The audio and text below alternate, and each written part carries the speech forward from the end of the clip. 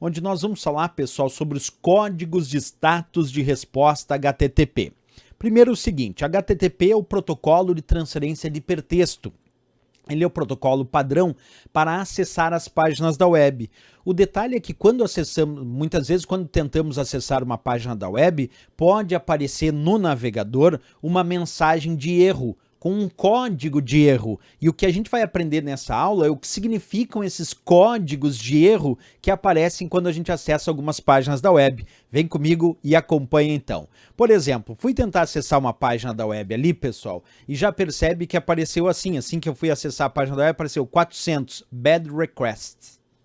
E eu fiquei na dúvida, bem, o que significa 400? Por que apareceu essa mensagem de erro? E é isso que eu quero ver com vocês agora, quando aparecem esses códigos de erro, o que significam os principais códigos. Vamos começar com a ideia dos códigos que começam com 4. Esses códigos, eles indicam um erro do cliente. Por exemplo, quando acessamos uma página da web, o nosso computador é um cliente que está tentando acessar uma página da web que está armazenada em um servidor. Então, o cliente é o computador do próprio usuário, o servidor é o computador que armazena, por exemplo, aquela página da web. Então, quando o erro começar com 4, isso indica que é um erro do cliente, certo? Vamos mostrar os exemplos. Lembrando disso, então, a classe 4 do código de status destina-se a casos em que o cliente parece ter errado. Vamos aos exemplos práticos. Aqui eu tenho o cliente como sendo o meu computador e aqui o servidor.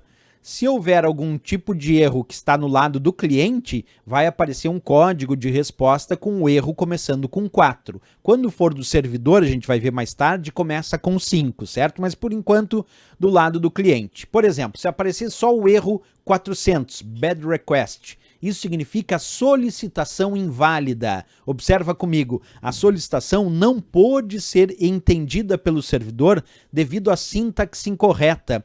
O cliente não deve repetir o pedido sem modificações. Quer dizer, na hora de digitar lá o endereço, por exemplo, daquela página da web, a URL, alguma coisa o cliente fez de errado. Quer dizer, ele precisa corrigir a forma como ele digitou o endereço, a sintaxe desse endereço, porque veio uma resposta de solicitação inválida. Então ele tem que refazer esse endereço colocando a sintaxe correta para então ele ser atendido, certo? Então o erro 400, solicitação inválida. Temos também o erro 401, esse significa, a princípio muita gente diz não autorizado, mas a gente diz que o erro 401, ele significa não autenticado e por isso não autorizado. Quer dizer, eu fui tentar acessar uma determinada área restrita de um site que é necessário ter autenticação e tendo essa autenticação é que eu consigo a autorização para acessar aquela área.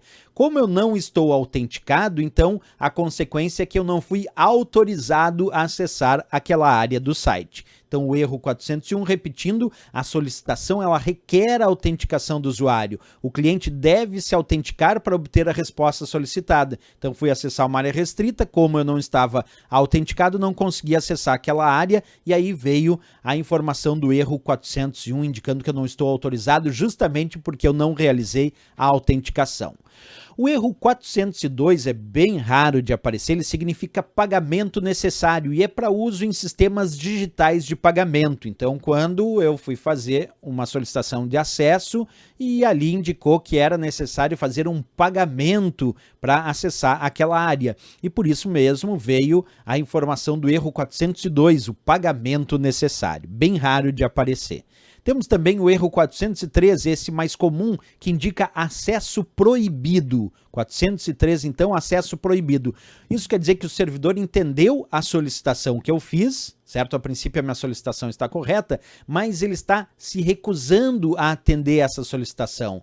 Quer dizer, ele está dizendo que a identidade do cliente que fez essa solicitação é conhecida, mas que esse cliente não tem direito de acesso ao conteúdo, nem tem autorização. Isso significa dizer que o usuário foi reconhecido pelo sistema, mas reconhecendo este usuário, o sistema disse, não, para você, o acesso a essa área é proibido e por isso apareceu o erro 403 como um código de status de resposta do HTTP. Temos também o erro 404, também é bem comum, esse significa não encontrado, simples assim, quer dizer que o servidor não pôde encontrar o recurso solicitado. O usuário fez a solicitação de forma correta, mas esse recurso não foi, por alguma razão, não foi encontrado no servidor, e aí o servidor responde com um código de resposta de erro dizendo, olha, erro 404, não encontrei o que você solicitou, certo? Perfeito, pessoal. Temos também aqueles erros que começam com 5, da classe 5. Esses são erros no próprio servidor, certo? Então podemos dizer que os códigos de status de resposta que começam com o dígito 5 indicam os casos em que o servidor está ciente de que ele errou, ou que ele é incapaz de executar aquela solicitação e por isso ele devolve um status de resposta iniciando com 5. Vamos avaliar aqui também. Temos o erro tradicional 500, que é um erro interno do servidor. O servidor encontrou uma condição inesperada que o impediu de atender aquela solicitação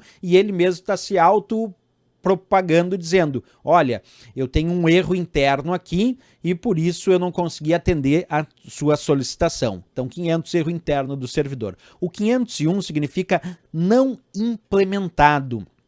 Quer dizer que o método da requisição não é suportado pelo servidor e ele não pode ser manipulado. Então, usei algum método para fazer aquela requisição para o servidor recebe aquela requisição, como ele não suporta aquele método, ele também não consegue manipular esse método e aí ele responde com o erro 501, de não implementado. Temos também o erro 502, que é o gateway inválido. Professor, o que é um gateway? Gateway é a porta de ligação de uma rede interna com uma rede externa. Por exemplo, se na minha empresa eu trabalho, lá tem os computadores da rede interna e tem um servidor proxy, por exemplo, que funciona como o gateway daquela rede, como a porta de ligação dessa rede interna com a rede externa.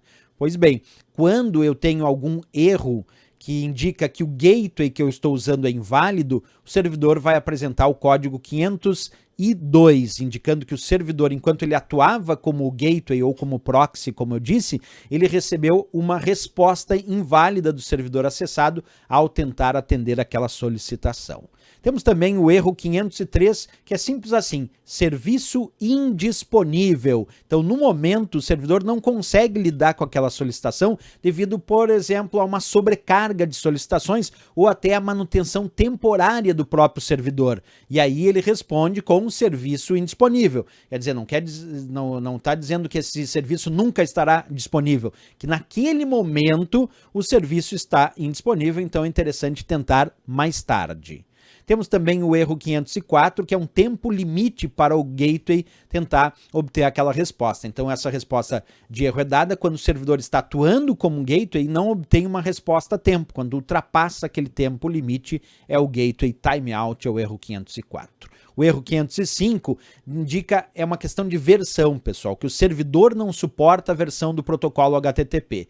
Quer dizer, o servidor não suporta ou ainda se recusa a suportar a versão do protocolo HTTP que foi usada na mensagem de solicitação. Então foi usada uma versão do HTTP, o servidor diz ou que ele não suporta, daí ele solta o erro 505, ou ele diz que ele também vai se recusar a suportar essa versão do HTTP e por isso ele solta o erro 505. Beleza, pessoal, vamos responder questões de prova sobre esse assunto. Acompanha comigo a leitura dessa questão já de cara aqui bem interessante, dizendo que a coluna da esquerda apresenta códigos de status de resposta do HTTP e a da direita suas definições. Numere a coluna da direita de acordo com a da esquerda. Vamos lá então. 403, pessoal, vocês lembram para qual é a ideia dessa resposta ao 403 ainda? Lembram ainda o que é? Que está aqui no primeiro item, o item 1, qual desses a gente marca? 403, pessoal, como eu já mencionei para vocês naquela listinha, indica o erro proibido, certo? Estou proibido de fazer aquele acesso, lembra que 400 é no lado do cliente, né? Perfeito, vamos ver o 2, o 401 significa o que, pessoal? 401 significa não autenticado e por isso não autorizado. Então no erro 401, que é solto lá, e aí marcamos o item 2 lá, indica, também no lado do cliente, né, indicando, olha, que esse cliente não está autenticado e por isso não está autorizado a realizar esse acesso. Temos também agora aqui o erro 404, esse bem famoso, né, aqui indicado pelo item 3, que indica não encontrado. Not found, simplesmente assim, não foi encontrado aquele recurso que ora o cliente solicitou. Então, 3 marcamos em não encontrado. E aí sobrou 500 aqui, pessoal, que é o item 4 aqui, ó, sobrou 500 para erro interno do servidor. Quando o servidor apresenta algum erro interno, ele solta, então, o código de resposta 500. Assim ficamos com 2143, 2143, ali na letra A de América, de fato, o gabarito e a resposta desta questão. Vamos lá para mais uma questão, acompanha comigo essa. O servidor da prefeitura de Acaraú, navegando na internet, depara-se com uma mensagem, erro HTTP 404. O que indica essa mensagem? Letra A, um problema de segurança no navegador do servidor da prefeitura de Acaraú. Letra B, falta de recursos de processamento no servidor. Letra C, um problema de endereçamento DHCP. Letra D, um problema de resolução de nomes DNS. E a letra E, que a página solicitada não foi encontrada pelo servidor. Perfeito, aí a resposta. O erro 404 é aquele que indica que a página que foi solicitada pelo cliente simplesmente não foi encontrada pelo servidor e por isso ele solta lá o código de status de resposta HTTP 404 para que o cliente saiba que aquela página que ele solicitou não foi encontrada. Então, E de Equador aqui é a resposta.